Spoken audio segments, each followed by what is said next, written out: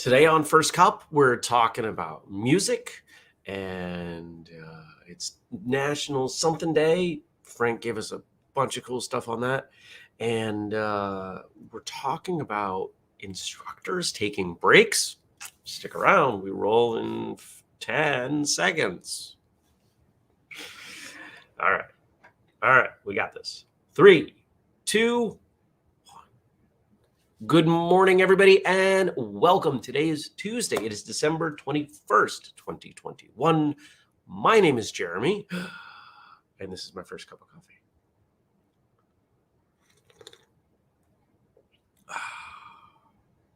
Coffee. Good morning, Jenny. Good morning to all of you, whether you're watching now, later, listening. I appreciate all of you. Thanks for joining me for your first whatever. Coffee or something else. Some of you, maybe it's not first. Maybe you're overseas, or maybe you're watching this at like 7 at night. I don't know. I don't know when you're watching. I don't know what you're doing. I'm just glad that you're watching or listening. Like I said, good morning, Stacy. Well, I hope you had a good Monday. I had a good Monday. I had a productive Monday. Except for one thing. There was one thing that I was supposed to do, and I didn't do it because I forgot to do it, even though I did 98% of it. A couple customer orders. Oh, I got to box those up. Boxed them up, did all the things. Good morning, Daniel. All the things that I had to do, put them in the car, drove right past the post office. Crap. So I'm sitting there at the gym in the parking lot. And it would have taken me 15 minutes or so, maybe 20, to go to the post office and come back. And I was like, I could do it. You ever do this? I could do it. I don't want to do it. And then I looked at my watch and I was like, no, I won't be able to work out and then do it. So I just left them in the car and I'll ship them out today. So apologies to people waiting for stuff. You're going to wait slightly longer. It happens. Good morning, Andy. I got something to share with you guys. Are you ready? Are you ready? You ready? Well, here. Just a normal first cup mug like I always drink out of, right? Nope. Coffee is a language in itself by Jackie Chan. Said by Jackie Chan on the mug. And it's one of the no stain mugs. So you've got just over 2 months to get this mug. Available at whistlekick.com. You can use the code FirstCup15. Costs a little bit more because it's a limited edition mug. And because we keep raising prices on mugs because we keep not making money on mugs. Somebody bought a mug yesterday with a discount code, and not even the biggest one that we have, and we literally made 10 cents. Oops. I'm not saying we're trying to make a lot of money on stuff on the store, especially mugs. I'm trying not to lose money. So I went in and I had to bump it by another $1.50. So I think that mug, that was which mug is that? I think it's the Never Settle mug. I think it's the first one we did with black inside the mug. And I think that one went up to $21.49. So yeah. Hey, every mug that goes out is like $7 in shipping. Yeah. Brutal.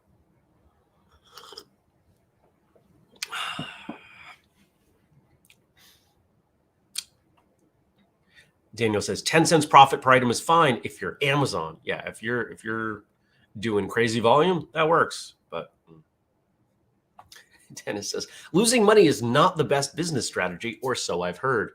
I can speak to it firsthand.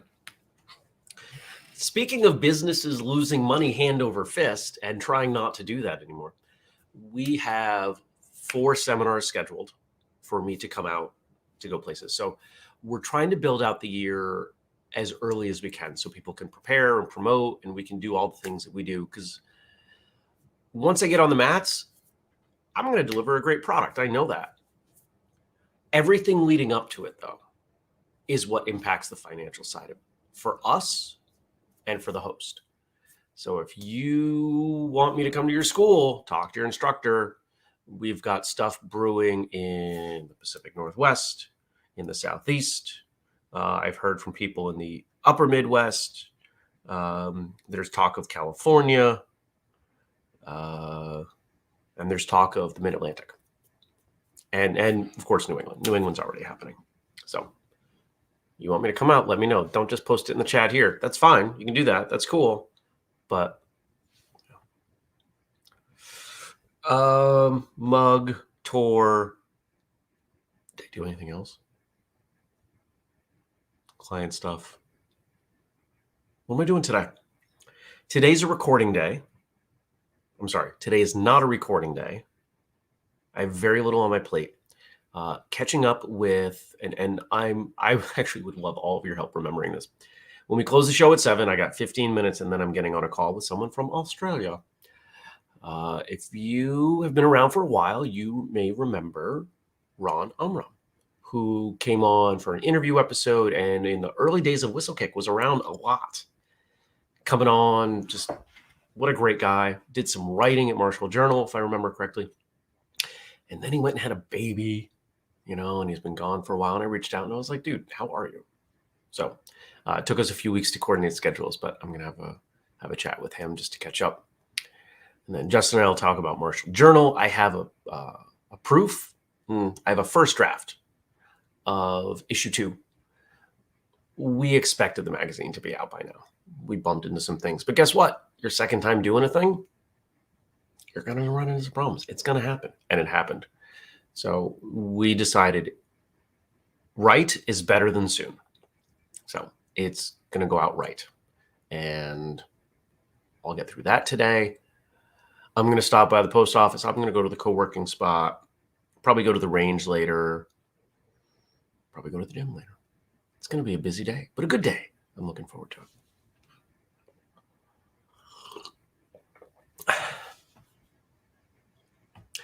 Daniel says, when my lotto numbers come in, we'll sort you a UK tour. Thanks, man. That'd be great. Would love to come over. Ooh. Here's vague things that drive most of you nuts. Stacy says, I just finished draft 1 of transcript. Formatting coming up Thursday. What? Stacy's doing a transcript. What is going on here? Yeah. Oh, yeah. Oh, yeah. Yeah. Yeah. Super excited. Anything else to report? I don't think so. Ooh. All right. You guys left some stuff. Let's start digging in on the stuff. I want to read Frank's first because I think it sets the tone for the day. Today is Look on the Bright Side Day. Here's some information from daysoftheyear.com. And I'm going to read this. This is a little longer than I normally read, but it's okay. Every one of us has heard the phrase, look on the bright side, at some point in our lives, from friends to family telling us to cheer up. But what does the phrase truly mean?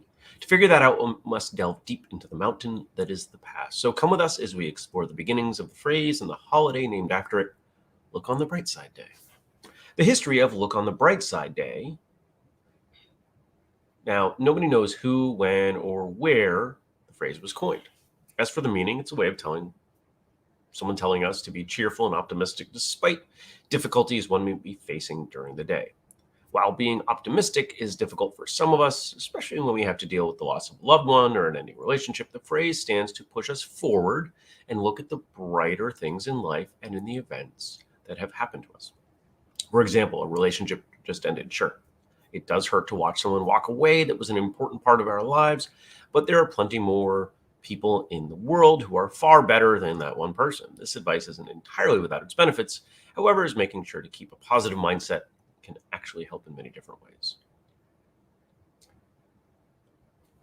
Examples of what keeping a positive mindset actually can do: increases lifespan, lowers rates of depression, lowers levels of distress, greater resistance to the common cold, better psychological and physical well-being, reduced risk of death from cardiovascular disease, better coping skills during hardships and times of stress. Small tangent. I'm not going to name things, so you'll have to, use a couple brain cells and connect these dots.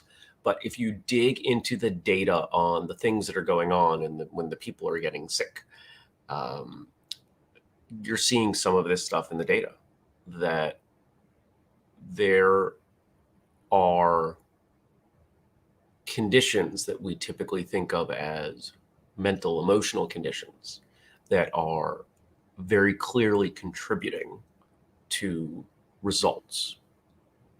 And I'll let you run with that however you choose. How to celebrate Look on the Bright Side Day. Celebrating this day is possibly one of the easiest celebrations that can exist, for all we have to do is go outside into the world, take a walk through the streets with a smile on our faces as we call friends to spend time together. Pretty easy. Or you can drink coffee out of your fancy mug. By the way, it's much warmer today than it was yesterday. Once the time to spend with friends comes around, we can talk about our day, and they're smiling and laughing at the jokes they make while either having a drink or just playing some video games to pass the time and socialize with them. Being positive is not all about wearing a smile upon our faces. It is about being happy in our minds and hearts. So get together with your friends and family and help uplift their day and yours by looking on the bright side. I think one of the things that we forget when we think about happiness and joy and looking on the bright side, etc., is if I said, envision someone who is celebrating Look on the Bright Side Day, you'd probably think of someone who is just over the top and Cheshire Cat's grin, and it doesn't have to be that way. There are people who are celebrating Christmas that are over the top, and they've got 40-foot trees and they decorate them with hours of lights and ornate lawn displays. And then you have other people like me who have some ornaments that they like and want to make sure they put them out to remember the people who gave them on a palm tree. I'm sorry, an avocado tree over there. Still celebrating, just celebrating differently. You can be a little happy. And sometimes, if you're on the other end of the spectrum, the goal is to just be a little happier, a little less sad. And that's okay. And I just want to remind everybody of that. All right. And now we've got a follow-up to Conversation on Music from Josh Blum. To piggyback off yesterday's conversation on music, I made a playlist on YouTube to train to. Never tried doing this before, but you are welcome to add to it as well, assuming I set it up right, and flesh out the 80s new wave and hair metal tracks that are there now. Then we will have a group training playlist for our own personal training montages. And he goes on, Jeremy, if you ever want to make whistlekick music to train to, I'm certainly happy to help. It might sound like 80s new wave or hair metal, unless you tell me otherwise, though. Those all sound like perfectly good things. I see nothing wrong with hair metal. Not my first genre that I go to, but I've rocked out to some Guns N' Roses in my day. Kind of a Bon Jovi fan in there, I don't know that that's hair metal. I don't think that counts as new wave either. For me, the 80s are kind of lumped together. But Josh did provide a link to this playlist. If you go to the Facebook group, I'll drop the link. Facebook group, you can see the link to the YouTube. This one. You can see it. It's there. Okay. Oh, I forgot to put this banner up. Click, click. Daniel says, a playlist to train to. It's just Eye of the Tiger on repeat, right? Jenny says, and Pat Benatar's Hit Me With Your Best Shot. Good morning, Eric. So fun fact, I think the first time I competed with music in a competition, when I was a kid, there were some of the larger tournaments had musical divisions. Eye of the Tiger. I actually did a form to Eye of the Tiger. Let's see. I think I made it up. I think it was something I put together for it. I was probably 12. Yeah. I don't remember anything else beyond that. other than somebody saw it, somebody that I went to school with saw it, and they made fun of me for it. And I didn't care. And other people eventually were like, why are you making fun of him? He did something you can't do. And then he shut up. It was great. All right. And our last thing today, Gabe says, what does it look like for an instructor to take a break from training? I think that depends greatly on whether or not the instructor has their own school. If the instructor has their own school, I think there are a bunch of logistical questions, but let's assume the instructor is not the school owner, or at least not the only instructor, because I think otherwise the conversation gets very cumbersome. For an instructor to take a break, I think, as with anybody taking a break, but even more so for the instructor, having a why are you taking a break, is critical. When I find people are taking breaks from martial arts, which we've done episodes on, I see nothing wrong with taking a break. Taking a break from anything can be a good thing. Oh, but Jeremy, if you really love martial arts, well,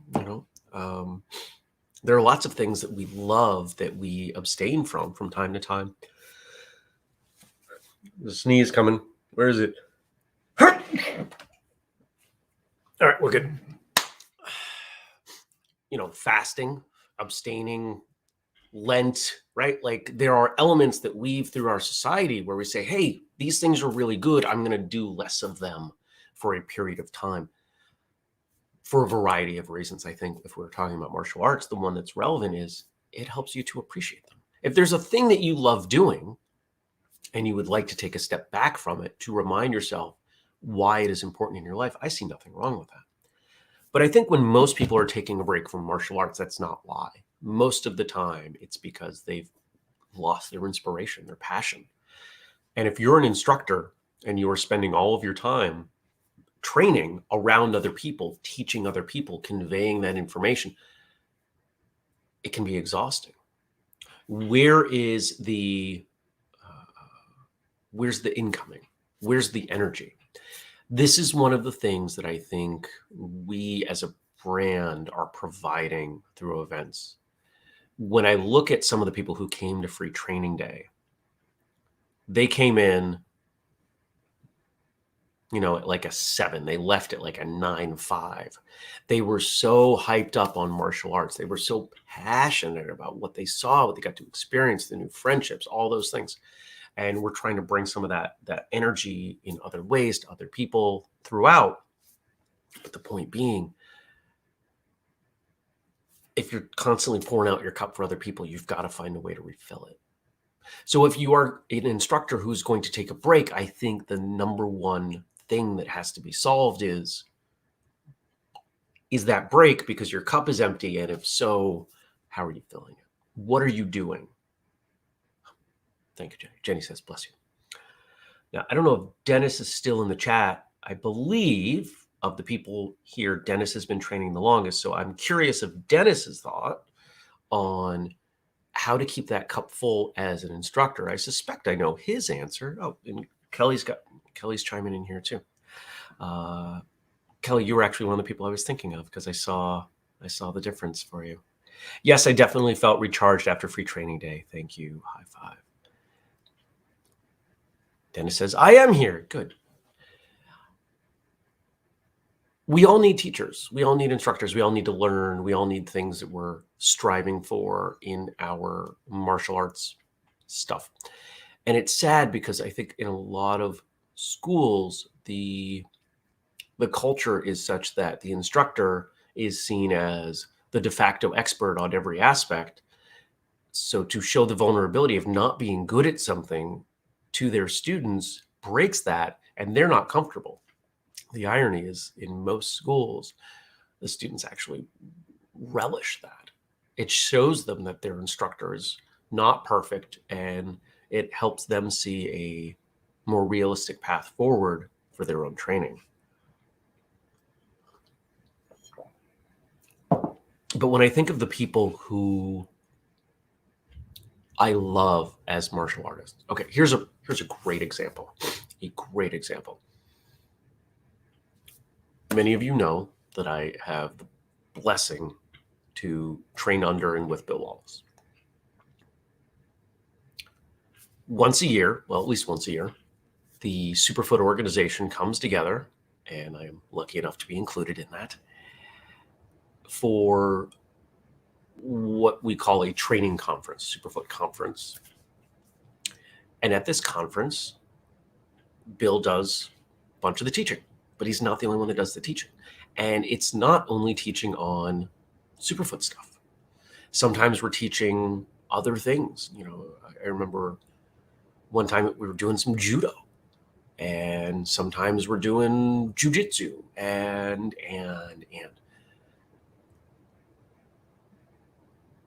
who's right there, if not training all the time, at least watching, learning, observing? Bill.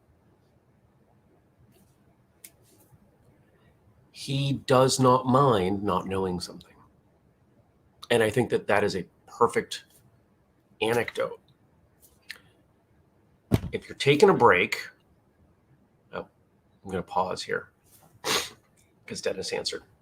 My thoughts. Being a martial arts teacher can be exhausting. The lesson planning, the grind of 14 classes per week, quickly shifting from kids' classes to adult classes, much different dynamics. It is very easy to fall into a 100% teacher mode and neglect oneself. And I suspect there's a part B coming because there was some periods at the end. Back when I had my school, I only had my school for 2 years, and I was trying to I was getting my IT company started at the same time. It was too much.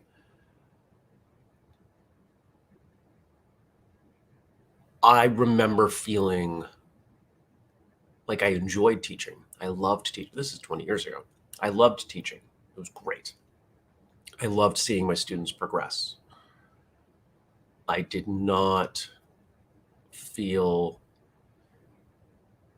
nurtured as a martial artist. Now things are different. I'm in conversations with people. It looks like there's a school that I'm going to open sometime in 2022, maybe. My initial thought was it would be January. It doesn't look like it's going to be January based on timing, but hopefully first quarter. We'll see what happens. And I'm in a different place now. It's not going to be a full-time school. It's not going to be 5, 6, 7 days a week with 2, 3, 6 classes. I plan to start with 1 kid's class, 1 adult class. Start easy. Kind of like the whole philosophy in this book. You can apply it to anything, and I'm trying to.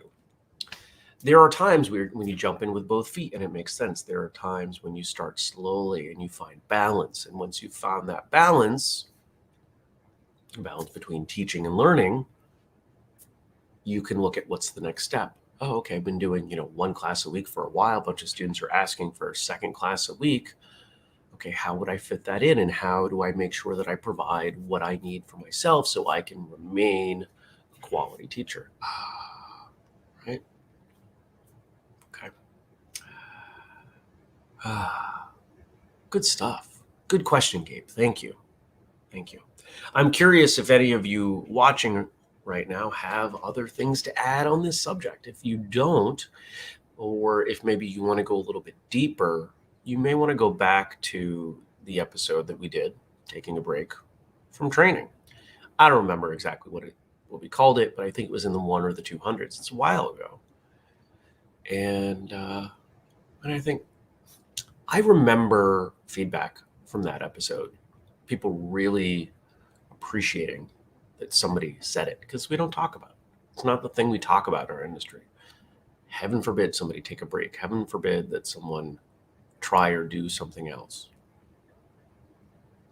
Every summer I see these memes go around on social media. If you don't support your martial arts school during the summer, it won't be there during the rest of the year. Well,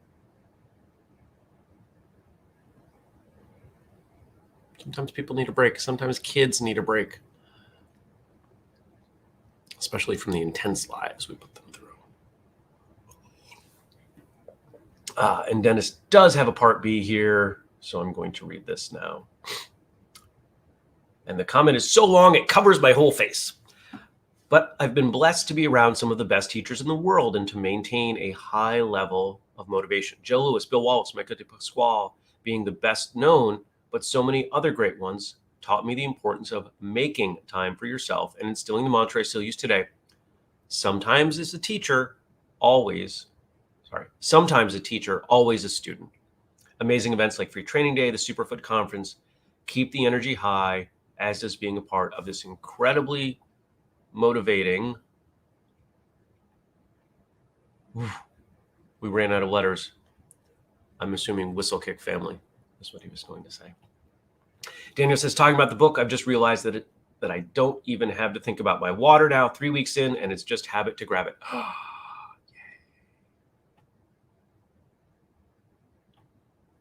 And where was Stacy? So comment from Stacy related to the music topic. I totally have a set list called Dems to Breaks, all tunes that feel like I could do a demo to. Demonstration, demolition, you decide. I love it. All right, 20 minutes and I talked to Ron.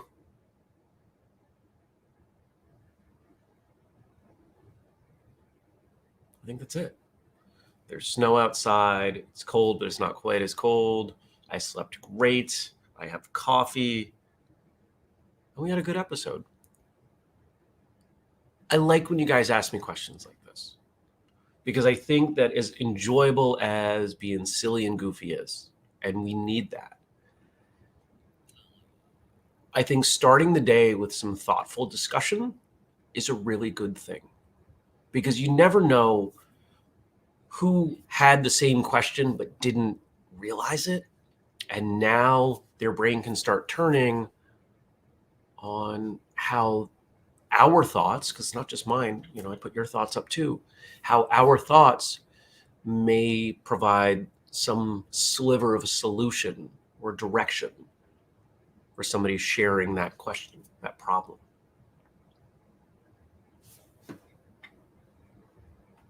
Kelly says, that's why I only ask my students to commit only 1 month at a time so they know they can take a break and always come back. I would rather have students who choose to be there every day rather than feeling like they're locked in. And in fact, the format, the concept that I'm working on, people won't have to even commit to a month if they don't want to. I'm excited to get this worked out because I think there's some really big things that we're going to do with this concept that other martial arts schools will adopt. As big as the things we've done are, the concept that I have for a martial arts school may be the biggest thing that we've done. Oh, yes. I don't say that lightly. All right, you crazy people. I'm going to go. I'm going to have a great day. I hope you are going to have a great day. I hope you are going to join me again tomorrow because we do this show every weekday, 6:30 a.m. U.S. Eastern Time on Facebook, on YouTube, and sometimes other places like Twitter or Twitch. I hope that you will leave questions or comments on the Facebook page, facebook.com/firstcupwithjeremy. If you don't use Facebook, email me, jeremy@whistlekick.com. And if you want to support us, we've got the Patreon. You can use the code podcast15 to get something like this snazzy new mug for a limited time only. But if you want the full list, all the things you can do to help us in our mission, whistlekick.com/family. I put something up the other day. Did you see it? It's fun. If you haven't been there, you haven't seen it. All right, everyone. I'll see you back here tomorrow. Oh, I'm going to read Dennis's last piece here, and then I'm going to go. Final thought. Rest is an important part of training and development. Sometimes it's a rest day. Sometimes it's a longer break to step away, regroup, and recharge. Different for everyone. Yeah. You got to take care of you before you can take care of others. If you want to be the best instructor you can be, you have to make sure you are the best martial arts student you can be. I think first.